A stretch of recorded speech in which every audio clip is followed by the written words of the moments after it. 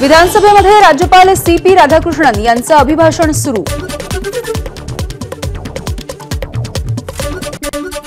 फडणवीस सरकारचा विश्वासदर्शक ठराव मंजूर। शिवसेना आमदार उदय सामंत, दिलीप वळसे पाटील, संजय कुटे आणि रवी राणा यांनी मांडला ठराव। सरकारचा हा विश्वासदर्शक ठराव आवाजी मतदानाने मंजूर। विधानसभेच्या अध्यक्षपदी राहुल नार्वेकरांची एकमताने निवड। मुख्यमंत्री आणि उपमुख्यमंत्र्यांच्या प्रस्तावाला प्रमुख नेत्यांचं अनुमोदन।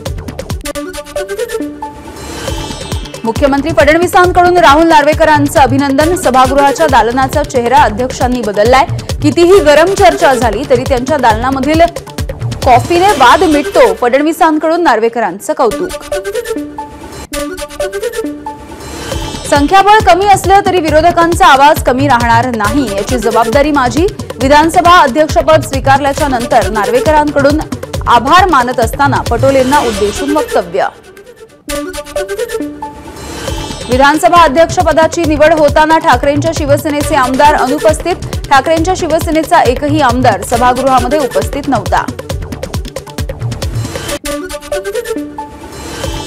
ठाकरेंच्या शिवसेनेकडून विधानसभेच्या कामकाजावरती बहिष्कार। बेळगाव प्रदेश केंद्रशासित करण्याची मागणी आणि नार्वेकरांच्या निवडीला विरोध करत ठाकरेंच्या शिवसेना आमदारांचा सभात्याग।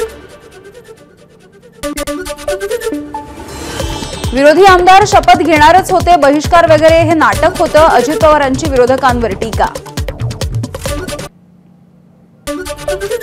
ईव्हीएमच्या मुद्द्यावरून किती दिवस रडीचा डाव खेळणार? उपमुख्यमंत्री अजित पवारांचा विरोधकांना सवाल।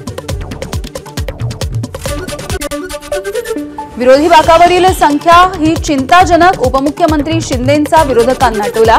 बहिष्कार टाकण्यापेक्षा जनतेने दिलेला कौल मान्य करण्याचा शिंदेंना सल्ला। राज्य मंत्रिमंडळ विस्तार 14 डिसेंबरला होण्याची शक्यता। मुख्यमंत्री फडणवीस शिवसेना आणि राष्ट्रवादी सोबत चर्चा करणार। चांगली खाती मिळवण्यासाठी राष्ट्रवादी प्रसंगी कठोर भूमिका घेण्याच्या तयारीत। जुन्नरचे अपक्ष आमदार शरद सोनावणे यांचं विधानभवनाच्या पायऱ्यांवरती आंदोलन। महायुतीला पाठिंबा दिला असल्यामुळे मंत्रिमंडळामध्ये स्थान मिळावं म्हणून सोनावणे यांचं आंदोलन। हिवाळी अधिवेशनाच्या पूर्वी राज्य मंत्रिमंडळाचा विस्तार होणार। राष्ट्रवादीच्या दिलीप वळसे पाटील यांची माहिती। रोहित पाटलांच्या पहिल्याच भाषणाच्या दरम्यान हास्य विनोद। अमृताहुनी गोड नाम तुझे देवा अशी टिप्पणी करत रोहित पाटील यांच्याकडून देवेंद्र फडणवीसांचं कौतुक। माढ्याचे आमदार अभिजित पाटलांनी आईसोबत केला विधिमंडळामध्ये प्रवेश। आमदारकीचा बिल्ला आईकडून लावून घेतला। यावेळी अभिजित पाटील आणि त्यांच्या आई सुद्धा भावुक। एबीपी माझा, उघडा डोळे बघा नीट।